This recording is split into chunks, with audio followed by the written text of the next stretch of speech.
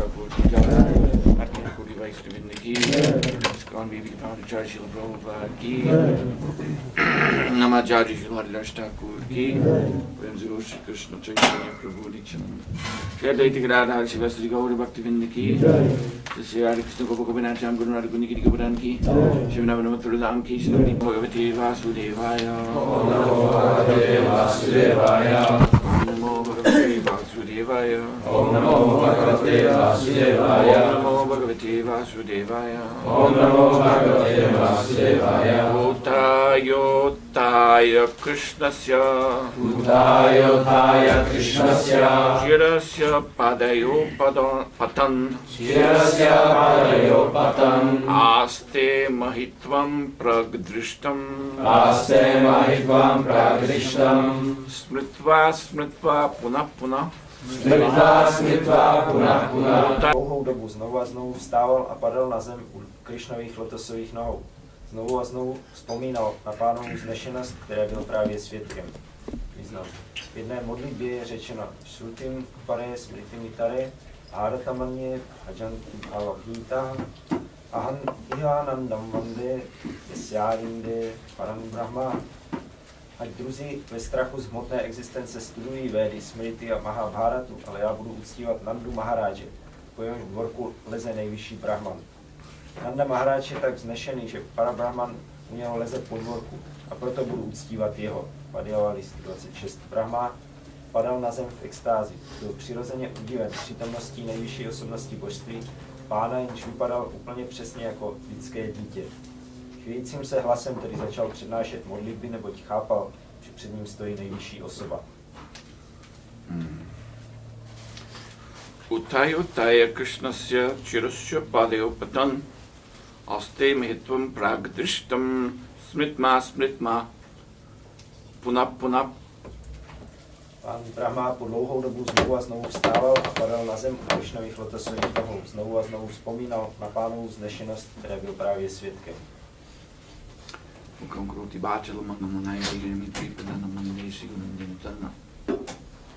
There is a word one often hears in India, namaskar. Je takové slovíčko, které v Indii člověk často slyší, namaskar. And this has become a standard greeting. People will fold their hands like this and say namaskar. Se stalo takovým obvyklým pozdravem, že lidé to sepnou ruce a říkají namaskar. So namaha. This means offering of respectful, actually means respectful obeisances. Namaha znamená skládání úctivých poklon. Of course, just going like this is not quite what we understand to be obeisances, but it is at least respect. Tohle nejsou plné poklony, jak my to známe, ale alespoň to je projevení úcty. And kar means to do, like the word karma. Kar znamená dělat, jako slovo karma. Karma means a thing done, an activity. So kara means to do an activity. Karma jsou nějaké vykonané činnosti a kara znamená dělat činnosti. So Krishna uses a form of this word namaskar in Bhagavad Gita in 2 verses. Krishna používá tohle slovo namaskar v určité podobě ve 2 verších. Namaskuru. And in this verse, Srila Prabhupada quoted very often. Je tam slovo namaskuru a tento verš Prabhupada často citoval. Saying, whenever we quote it, he would usually comment that in this verse, Krishna is simply asking us to do 4 things. A když tenhle verš citoval, tak obvykle to komentoval, že Krishna nás žádá jenom o 4 věci, abychom dělali. And this verse has been titled by great acharyas like Srila Vishwanath Chakravarti Thakur and Srila Balari Vidyabhushan Thakur. It has been titled the Gita Rahasya, the most confidential teaching of the Bhagavad Gita. Velcí áčárové, jako Srila Vishwanath Chakravarti Thakur, Balari Vidyabhushan Thakur, nazvali tento verš Gita Rahasya, neboli nejdůvěrnější učení Gity. So this verse is of course manmana, where Krishna is saying, always think of me. V tomto verši Krishna říká manmana, vždycky na mě mysli. Bhava mad bhakto, become my devotee. Bhava mad bhakto, staň se mým poddaným. Yajimam, worship me. Uctívej mě. Namaskuru, and offer your obeisances before me. A namaskuru, skládej přede mnou poklon. So these are the four simple things that Srila Prabhupada so often stated. Bhagavad Gita is asking us to do. Takže to jsou 4 jednoduché věci, jak Prabhupada často říkal, která Bhagavad Gita, které chce, abychom dělali. And Prabhupada would say, if we can simply take up these 4 activities, then our life will be successful. Prabhupada říkal, když budeme dělat tyhle 4 činnosti, náš život bude úspěšný. So one may wonder why namaskuru or namaskar or offering humble obeisances is the last item mentioned. Tak si můžeme říkat, proč to namaskuru, skládání poklony je uvedeno jako poslední. So we actually are getting a hint as to why in this purport by Srila Prabhupada. A vlastně tenhle výklad Srila Prabhupada naznačuje proč. Because Lord Rama is clearly described here as offering his obeisances again and again to Lord Krishna. Je jasně popsáno, jak Brahma skládá poklony Krishnovi znovu a znovu. And why is he doing that? A proč to dělá? As Prabhupada writes here, Brahma was falling down in ecstasy. Prabhupada tady píše, Brahma padal na zem v extázi. So ecstasy, bhava, this is understood to be the culmination. This is the how to say, the end result of the practice of devotional service. Extázi bhavu je třeba chápat jako vyvrcholení nebo konečný výsledek praktikování oddané služby. Not that then practical devotional service stops and there's only some kind of ecstasy. Ne, že by praktická oddaná služba skončila, aby tam byla jenom nějaká extáze. But rather devotional service is performed in ecstasy. Ale spíše je to tak, že oddaná služba se vykonává v extázi. In Nectar of Devotion, Bhakti Rasamrita Sindhu, 3 stages of bhakti are explained by Srila Rupa Goswami. Nektaru oddanosti Bhakti Rasamrita Sindhu vysvětluje Srila Rupa Goswami 3 stádia bhakti. So we start with sadhana bhakti, Začínáme se sadhana bhakti, devotional service in practice. oddaná služba v praxi. And that matures into bhava bhakti, devotional service in ecstasy. A dozrává do bhava bhakti, neboli oddané služby v extázi. Which is the level of transcendental devotional service, Což je úroveň transcendentální oddané služby. performed by a pure devotee within this material world. Vykonávané čistým oddaným v tomto hmotném světě.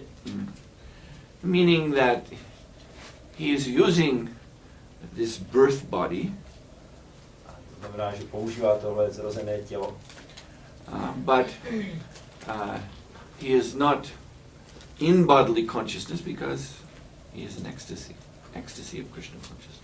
ale to má tělesné vědomí, protože v extázi vědomí Krishny. And this bhava bhakti is explained to be very, very close to the 3rd and topmost level of devotional service, which is prema bhakti. A je vysvětleno tato bhava bhakti, že je velice blízko nejvyšší úrovni oddané služby, což je prema bhakti. So prema bhakti is the standard of devotional service that is rendered in the spiritual world. Prema bhakti je úroveň oddané služby, jaká se poskytuje v duchovním světě. So practically bhava bhakti, prema bhakti, they're almost the same thing. Takže prakticky bhava bhakti a prema bhakti jsou skoro stejná věc. Because they are transcendental devotional service. Ty oboje je transcendentální oddaná služba. But the bhava bhakti, there's still some relationship to this material world. bhava bhakti pořád je nějaký vztah tady k tomu hmotnému světu. Although one is fully absorbed in Krishna consciousness. Když je člověk plně pohroužený ve vědomí Krishna. So, Lord Brahma is offering obeisances again and again in bhava, in transcendental ecstasy. Pán Brahma skládá poklony znovu a znovu v bhavě, v transcendentální extázi. And Krishna says in Gita that first you start thinking of me. Krishna říká, že v první řadě na mě začni myslet. And that will bring you to becoming my devotee. To tě přivede k tomu, že se staneš mým poddaným. And what does one do as a devotee? One worships Krishna, obviously. Co člověk dělá jako oddaný, tak je jasné, že uctívá Krishnu. And what follows if we do these three items nicely, purely, then ecstasy.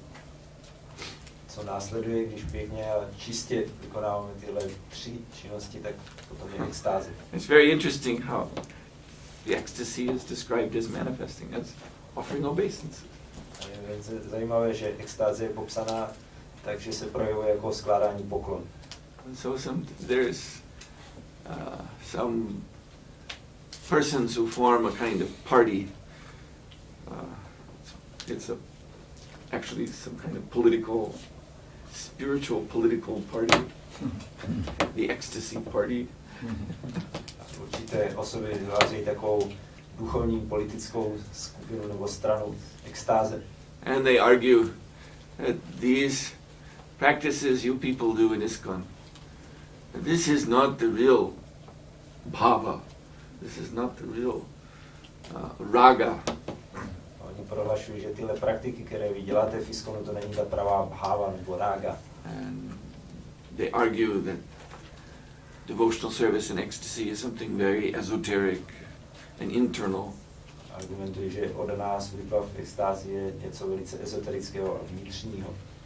And generally they want to say also that it's somehow more relaxed too. A obvykle se snaží říct, že to je takové víc uvolněné. Although when we actually look at the symptoms of bhakti bhava given in Nectar Devotion by Rupa Goswami, we find that it involves very intense engagement in devotional activities. Particularly it is mentioned that a devotee in bhava, he cannot tolerate to waste any time. He must be engaged somehow or other at every moment in Krishna's service. So obviously this means he's very busy, but this bhava party, they like to say, no, when you're in ecstasy, then everything's kind of flowing along and you're just, cool and... Když se podíváme na příznaky té bhava bhakti v nektaru oddanosti, tak vidíme, že takový oddaný je velice zaneprázdněný, pořád se snaží dělat nějaké praktické oddané činnosti. Když by promarnil jediný okamžik, když to tahle strana bhavy prohlašuje, že všechno je velice uvolněné, tak se nesete, všechno necháte plynout okolo. And we often see from persons of this opinion a kind of even disdain, Disdain. It almost means like distaste, but disdain is more like, putting down, like feeling oneself above this. This is not very important. So there's a kind of disdain toward the enthusiastic new devotee who's always offering obeisances, always bowing down whenever he sees the deities, or an advanced devotee, or a picture, or whenever prasadam comes to him, he bows down. And so these so-called Bhava Bhakti party, this is very neophyte, this is very sadhaka-like, just the practice of devotional service, bowing down. Někdy vidíme u osob z té strany bhávy, že se dívají až jakoby s opovržením na nějaké ty začínající oddané v ISKCONu, kteří se pořád klaní jakémukoliv obrázku božstvu, když přichází prasadam, okamžitě se klaní a oni to považují za velice takové sádhakovské, začátečnické. Actually, when we analyze this so-called Baba attitude, at least from what I've seen, I always come to the conclusion it's a kind of this mundane form of intellectualism. Když budeme analyzovat ten postoj Bhávy, tak z toho, co já jsem viděl, tak je to taková světská forma intelektuálství. Just like in what we call mundane religions, the religions you see that are prominent in the material world. To v tom, co vidíme jako světská náboženství, která převládají ve světě. There are the believers, you know, the strong believers, and then there are the thinkers. Tam jsou jako silní věřící a potom také myslitele. And the thinkers have reinterpreted the whole theology. Ti myslitelé reinterpretují, vykládají jinak celou teologii. And by this reinterpretation, speculation, it's like, you know, taking a wet cloth and squeezing all the water out of it, making it as dry as possible. Intelektuální spekulace jsou jako když vezmete mokrou látku a vyždímete ji, aby byla co nejsuší. And in this reinterpretation, of course, all the elements that are supposed to provoke devotion, and particularly this humility, being humble, being a servant, like that. This is all considered like for children. It is not the real meaning.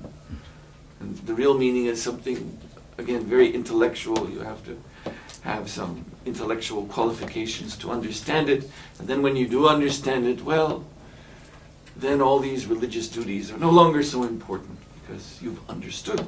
You see? And that's the end of it.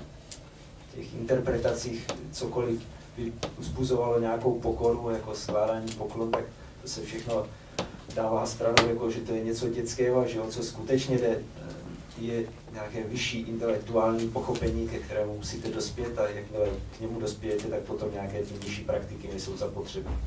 And it can also be practically seen that when one attains this dry intellectual, shall we call it a platform or whatever, anyway, this dry intellectual misunderstanding of the essence of religious life.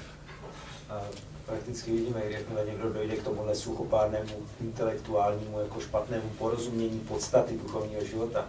Then one is also no longer so vigilant about what are considered to be sinful activities in the religious practice.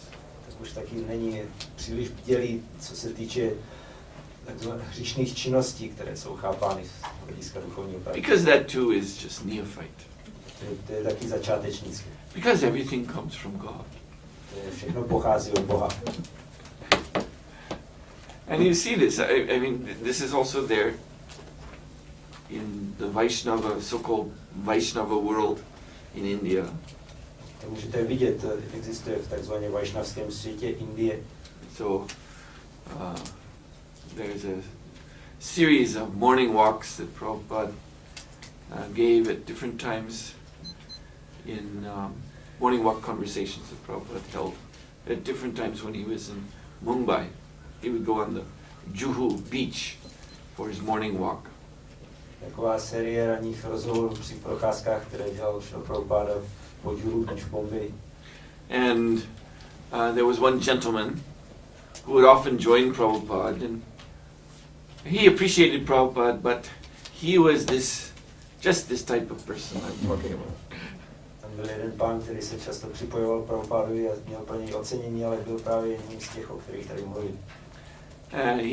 He knew Gita. He could recite it by heart. Znal Gitu, mohl recitovat z paměti.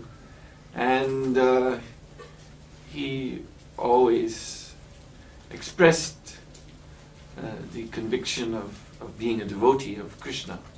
Vždycky vyjadřoval přesvědčení, že je oddaný Krishny. But when one would, if you examine what he would sometimes be saying to Prabhupada, you would see impersonalism creeping in. A když byste zkoumali, co občas Prabhupádovi říkal, tak vidíte, jak se do toho vloudil impersonalismus často. And also a kind of, say, softness towards sinful activities. Takový vlažný postoj vůči hříšným činnostem. Like in one conversation, he was speaking about smoking marijuana. V jednom rozhovoru mluvil o kouření marihuany. So he was declaring that in India, great babas have done this. Prohlašoval, že v Indii velcí babáči tohle dělali. So even though we may not do this, My sice to nemusíme dělat, we should not think that it is necessarily bad, ale neměli bychom si myslet, že to určitě musí být špatné. because some advanced persons, they do this and they get some mystical realizations. Pokročilé osoby to dělají a mají z toho nějaké mystické realizace. And so he was defending smoking of marijuana to Srila Prabhupada.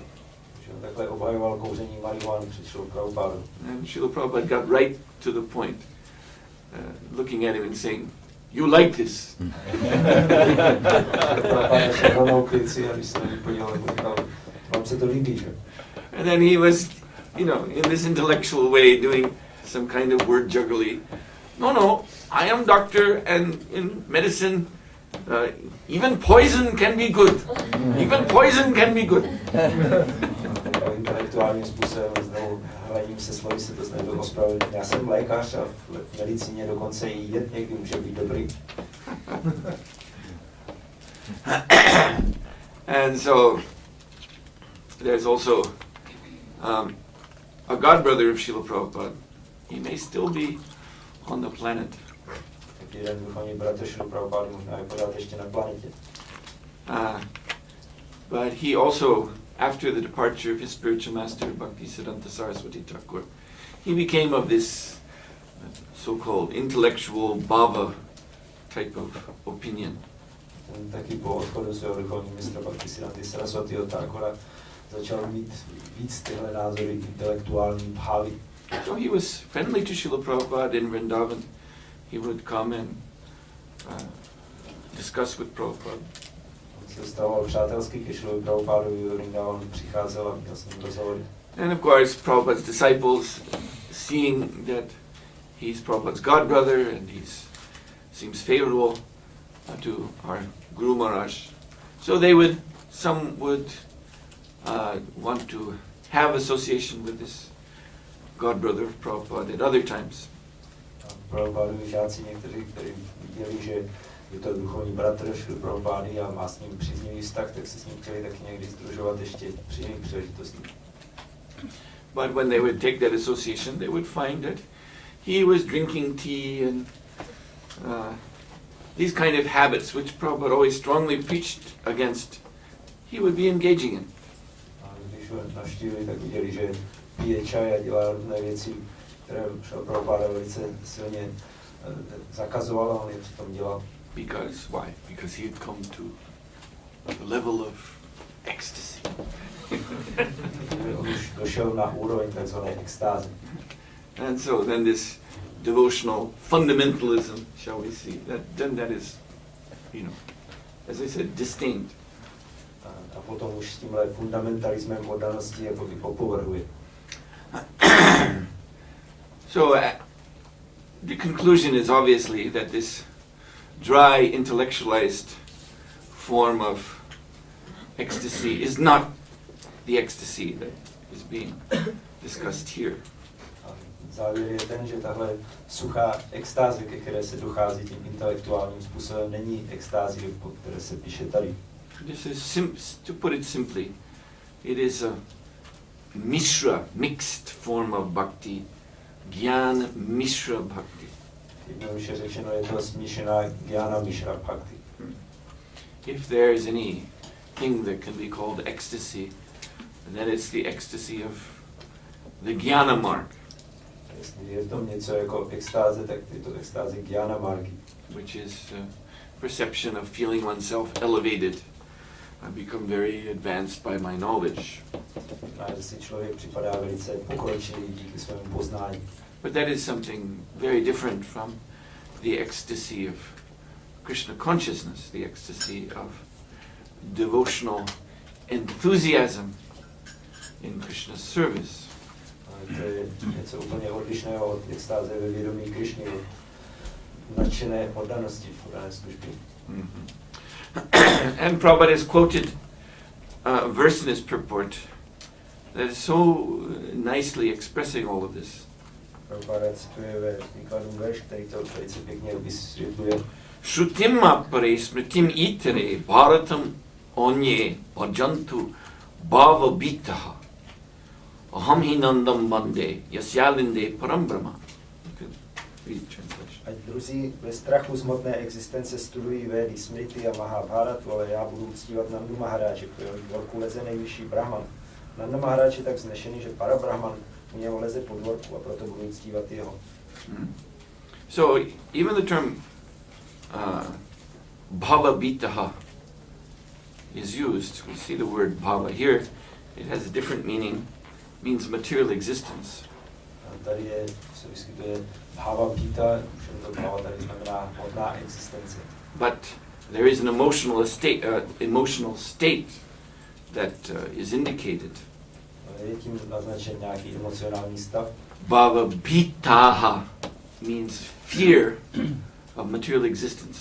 A bita znamená strach z hmotné existence. And so you see, this is the driving force of the Jnana Marg. A to je motor té Jnana Margy. They want to get out of material existence. Oni se chtějí vymanit z hmotné existence. And so they become scholars. Srutim apare smritim itere bharatam anye. They study the Vedic scriptures very deeply. Se stávají učenci, kteří velice hluboce studují védská písma. And as they feel themselves advancing in knowledge, then this fear of material existence is abating. A jak se cítí, že dělají pokrok v poznání, tak ten strach z hmotné existence ustupuje. So if you were at the lecture yesterday at the Sunday feast, I was also talking about this point. Včera, jestli jste byli na té nedělní přednášce, tak jsem také mluvil o tomhle bodě. That if one is not graced by this direct and pure bhava bhakti, this enthusiasm to serve Krishna, pokud člověk není nadšený tohle přímou bhava bhakti, nadšením sloužit Krishnovi, which I might add is something awarded, it is something given from above, it is a blessing of Guru and Krishna. Což je něco uděleného z hůry, to je požehnání Guru a Krishna. But this bhava bitaha, this is something generated by us. Když to bhava bhita je něco, co vytváříme sami. Yes, it is natural for the jiva to become frustrated in material existence. Takže pro jivu je přirozené být frustrovaná v hmotné existenci. But if that is our main motivation in our spiritual practice, A pokud tohle je hlavní motivace v našich duchovních praktikách, then as one is gaining knowledge by the spiritual practice, that fear is disappearing. s tím, jak člověk získává duchovní praktikami poznání, tak ten strach mizí. And without this higher motivation, which is the blessing of Guru and Krishna, Bez té vyšší motivace, kterou je požehnání Guru a Krishny, then one will slip back. ten člověk zase sklouzne zpátky. One has lost the fear of material existence. One is thinking, I'm transcendental. Ztratil strach z hmotné existence a myslí si, já jsem transcendentální. Now I understand. Teď už tomu rozumím. But all this is just Maya. Tohle všechno je jenom mája. This is taken to the extreme by the Mayavadis. Majavadis to dovádějí do extrému. Right? This is not even real, this material world. V skutečnosti tenhle hmotný svět ani není skutečný. Actually, I am Brahman. Já jsem vlastně Brahman. So if I can just keep this in my mind, everything will be all right. Když jenom tohle si dokážu udržet mysli, tak všechno bude v pořádku. And so then, as Prabhupada said, they say everything his illusion, but they become very expert in enjoying that illusion. Prabhupada říkal, oni říkají, že všechno je iluze a jsou velkými mistry, jak si té iluze užívat. Now, without guilt, without fear, without this, worry. Teď už bez nějakého pocitu viny a obav a jakéhokoliv úzkosti. But Maya Devi she doesn't care about that.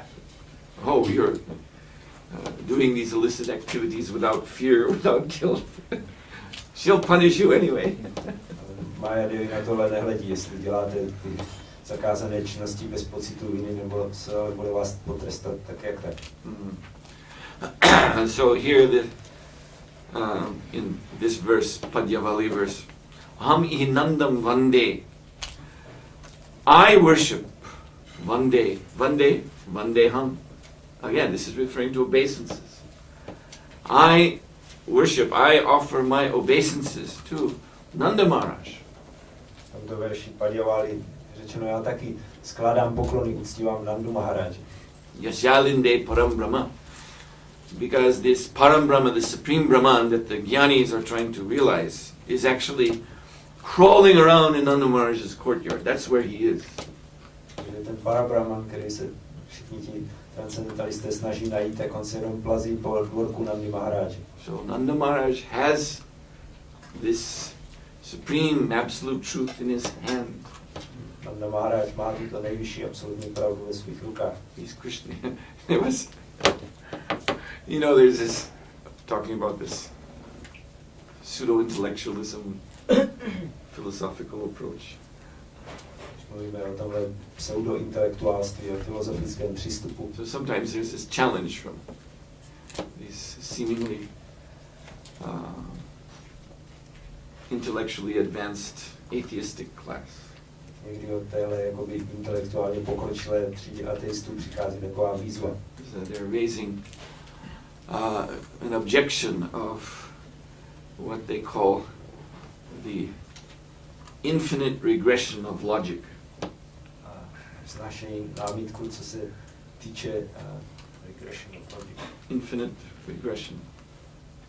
Unending regression. Ustupování. One thing behind another, behind another, behind another. Nekonečné ustupování logiky. It's regression of cause. Jako odkládání příčiny. So, like Prabhupada would say, you have your father, he has his father, he has his father, back, back, back. This is an example of regression. Like logic of infinite regression. Yes. Logika nekonečného jako odkládání příčiny, jako Prabhupada říkal o tom, že když jste měli otce, ten měl svého otce a tak dále. And then Prabhupada would say, so finally we come to the Supreme Father, God, Krishna. Prabhupada říkal, nakonec docházíme k nejvyššímu otci, Bohu Krishnovi. Who is everybody's father. Který je otcem všech. But this pseudo-intellectual type of person will raise the objection. Well, if you say, I have my father, and he has his father, and he has his father, and it goes back to Krishna, then who is Krishna's father? Tím pseudo-intelektuálové namítají, takže já mám otce, on měl otce, ten měl otce, no a kdo je teda Krishnův otec? And they consider this to be a very astute objection To považují za silnou námitku. To the simplistic thinking of the enthusiastic devotees. Tomu zjednodušenému nadšení, přístupu jednoduchých nadšených oddaných. So I was told in India at one program that someone raised this question to a devotee, Indian ISKCON devotee who was giving a lecture. Who is Krishna's father? And this devotee answered, Nanda Maharaj. Which is a very good answer. V Indii vypravovali, jak jeden oddaný dával přednášku a tam dostal tuhletu namítku, kdo je Krishnův otec, a on odpověděl jednoduše Nanda Maharaj. So, Nanda Maharaj is Krishna's father. By dint of his, as Prabhupada would say, wonderful devotion to Krishna, wonderful love of Krishna.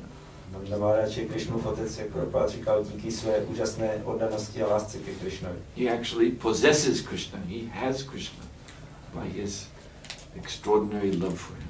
Tak on vlastně díky své neobyčejné lásce ke Krishnovi ho vlastní. And Raganuga Bhakti means to follow in the footsteps of such devotees. Raganuga Bhakti znamená kráčet ve stopách takových oddaných. If he has Krishna, he can give Krishna to us. Pokud on má Krishnu, tak nám ho může dát. So therefore, Aham Iha Nandam Mande, I offer my obeisances again and again to Nanda Maharaj. Proto znovu a znovu skládám poklony Nandovi Maharajovi. So this Namaskuru, this Bande, offering obeisances, here we see how it is so prominent in real Bhava Bhakti. Tady vidíme, jak to namaskuru nebo Bande, skládání poklonek, je výrazné v Bhava Bhakti, skutečné Bhava Bhakti. And in this pseudo-intellectualism, this is one of the first things that is squeezed out. V pseudo-intelektuálství je tohle jedna z prvních věcí, které jsou z toho vyždímány ven. Because to them it's important to understand that I'm liberated, I'm advanced. Pro mě je důležité chápat, já jsem osvobozený a pokročilý. And if I'm Brahman, if I'm liberated, if I'm advanced, then why should I run around offering obeisances to everyone and everything? Když jsem Brahman, tak pokročilý a osvobozený, tak proč bych měl všude skládat každému poklony a všemu. So this attitude is actually due to lack of Krishna consciousness. Vlastně tenhle postoj je výsledkem nedostatku vědomí Krishny. So Brahma, being the foremost sage in the whole universe, Brahma, který je nejpřednějším mudrcem v celém vesmíru, the teacher of Vedic knowledge to everybody else, který učí védské poznání všechny ostatní. then actually we can understand that before this, he may have also been kind of intellectualized his God consciousness. Můžeme chápat, že před touto zábavou také mohl být víc takový intelektuální přístup ve svém vědomí Boha. Otherwise, why did he do this experiment of stealing the cows and the cowherd friends of Lord Krishna?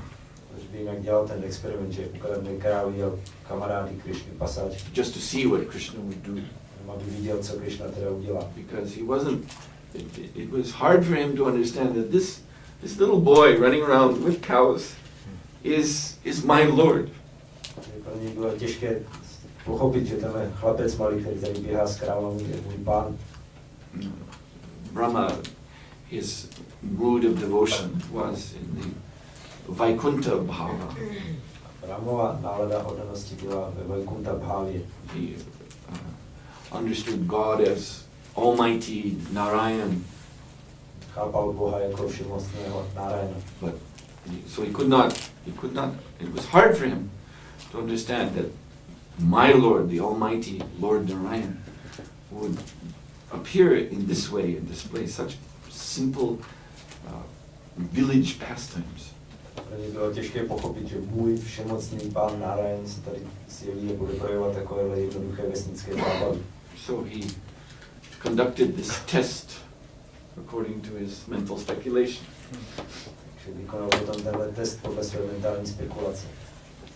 And because Brahma is Brahma, and this was always Prabhupada's point, sometimes devotees would raise the question, how can he be an acharya if he does things like that? Že Brahma je Brahma. Prabhupada o tom často mluvil, když oni namítali, jak on může být acharya, když dělá takovéhle věci. Prabhupada would reply, whatever he may be, he is Brahma. Prabhupada odpověděl na těch, kdo je, tak je to Brahma. There is obviously a qualification is there in order to be in that position. Znamená, že musí být kvalifikovaný pro takové postavení. And as Brahma, he is acharya. Jako Brahma, on je acharya. And so now we see after that you see Krishna is always always kind to Lord Brahma. Krishna je vždycky laskavý panu Brahmovi. He doesn't want to see Rama be baffled by his own speculations. Nechce jenom vidět, jak je Brahma pomatený, oklamaný vlastními spekulacemi. There's another instance we find in Canto 11. Krishna is speaking with Uddhava, and he recounts when Rama was asked some very profound questions by the four Kumaras. Příklad nacházíme v 11. zpěvu, kde Krishna mluví k Uddhavovi a jak Brahma byl zaskočen velice pokročilými otázkami kumáru. And Rama couldn't figure out the answer. He was baffled. So anyway, then at that time Krishna appeared as the Hamsa avatar to save Brahma from being embarrassed. Kdy se Krishna zjevil jako Hamsa avatar, aby zachránil Brahmu z té trapné situace. And he came out of Brahma's nostril, just like Varaha avatar came. So the Kumaras could look at it this way, that we asked our father these questions, and because our father is so great, the Lord himself came out of his nostril to answer them. So in this way, Brahma was saved from being embarrassed, not knowing the answer to these questions. On vyšel z Brahmovy nosní dírky, stejně jako pán Varaha a Kumárové viděli, že náš otec je tak velký, že pán sám vyšel z jeho nosní dírky a tímhle způsobem ho Krishna zachránil před takovým strapněním, že dnes zná odpovědi na ty otázky. So here also, what was the culmination of this lila, that little Lord Krishna revealed himself to Brahma as being the origin of so many Vishnu Tattva expansions, so many Narayans who enter every universe were seen by Brahma to be manifesting out of the body of this little blue cowherd boy. Jako zábavě Krishna ukázal Brahmovi, že všichni Narayanové a Vishnu podoby Vishnu, které vstupují do všech vesmírů, že jsou jenom expanzemi jeho. On viděl, jak vycházejí z těla toho malého modrého pasáčka krav. So Brahma, at that point, he gave up this dry intellectualism. V tu chvíli se Brahma vzdal toho suchého intelektuálství. And very enthusiastically was bowing down before little Krishna again and again. Velice nadšeně se klaněl před malým Krishnou znovu a znovu. And this is his ecstasy in Krishna consciousness. To je jeho extáze ve vědomí Krishny. So in this movement of Lord Chaitanya Mahaprabhu, by the grace of Chaitanya Mahaprabhu and the disciplic succession, bhava, ecstasy is very freely available to the devotees, even in the beginning stage. To hnutí Chaitanya Mahaprabhu je ta extáze bhavy velice snadno dostupná už v počátečních stádiích. Not that we consider ourselves to be on the Bhava Bhakti platform, that is very advanced. Že bychom se pokládali za to, že jsme na úrovni Bhava Bhakti, to je velice pokročilé. But still, these activities that we are performing, they're actually all items of Bhava Bhakti, not some Vaidhi sadhana that we later give up. But this is the real thing. Chanting Hare Krishna, all of these activities were performed. We perform. This is the real thing. This is what is going on in the spiritual world too. Zároveň všechny ty věci, které děláme jako zpívání Hare Krishna, další jsou prvky Bhava Bhakti a ne něco, čeho by se mělo zanechat jako začátečnická sadhana, ale to probíhá. In Goloka Vrindavan, the devotees are chanting Krishna's holy name again and again. Na Goloce Vrindavanu oddaní znovu a znovu zpívají Krishnovo svaté jméno. And again they are bowing down before Krishna and also before the devotees of Krishna, the other devotees. Znovu a znovu se klaní před Krishnou i před dalšími Krishnovými oddanými. Even Srimati Radharani, she bows down before a bumblebee. Srimati Radharani se klaní čmelákovi. And prays for the mercy of this bumblebee, who gets the nectar, the pollen, the sweet nectarian dust of Lord Krishna's feet very freely. Modlí se o milost toho čmeláka, který může velice volně rozdávat pil jako prach z lotosových nohou Krishny. So Srimati Radharani thinks, so you are much greater devotee than I, because you have free access to those lotus feet, which I am always thinking of in my heart, but very rarely do I get that opportunity. Srimati Radharani se k němu modlí, k tomu čmelákovi, ty jsi mnohem pokročilejší než já, protože ty máš volný přístup k tomu prachu z lotosových nohou Krishny, které já velice vzácně můžu získat.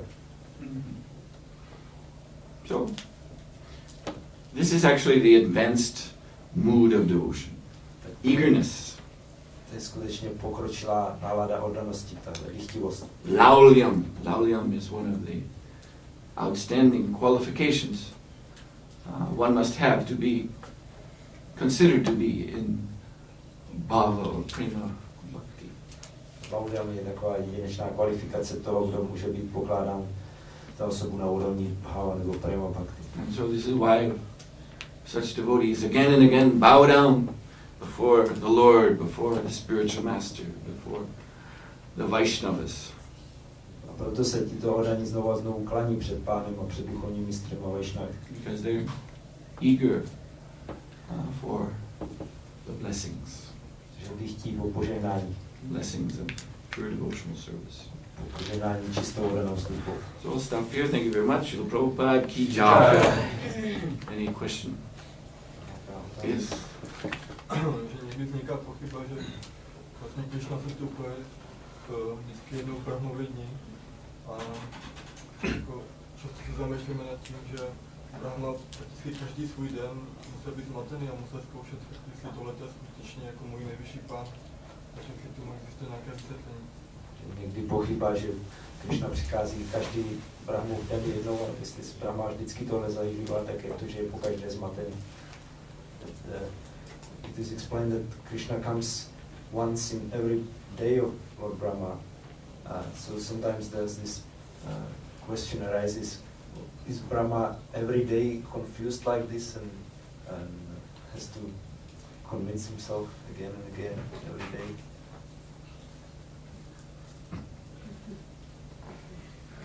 Well, this is the Leela of the Lord. To je Pánova líla.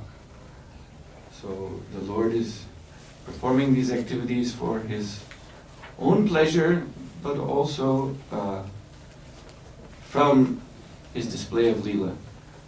The philosophy of Krishna consciousness is made concrete as opposed to abstract. You know, these two words are considered like in opposition. Abstract means something hard to understand. But the Leela of the Lord makes the philosophy concrete. Then you can see what it means from the Lord's own activities and his relationships with his devotees. No jedno tohle Pán dělá pro své vlastní potěšení a za druhé takhle konkrétně celou filozofii vědomí Krišny na rozdíl od nějakých těch abstraktních filozofií, tak tohle je něco jeho zábava, k čemu se dá vztahovat. So Krishna is God and he has his purpose for coming into this world. Krishna je Bůh a má svůj účel, proč přichází do toho mého světa. And as God, and then as we were talking about yesterday, the day before yesterday, I think, his transcendental potencies, his supreme potencies are accompanying him. Jak jsme o tom mluvili někdy předevčerem, tak jako Bůh, on je pánem všech transcendentálních energií, které ho doprovázejí. Smritim, potency of memory, jnana, the potency of knowledge, apohana, the potency of forgetfulness. Na energie vzpomínání, poznání a zapomnění také. So you're asking, does Brahma again and again forget that Krishna is God? Když se ptáš, to Brahma pokaždé zapomíná, že Krishna je Bůh. And the answer is why not? If Krishna is God. Proč ne, pokud Krishna je Bůh? You see? Because memory and forgetfulness is under Krishna's control, not Brahma's control or any other living entity's control.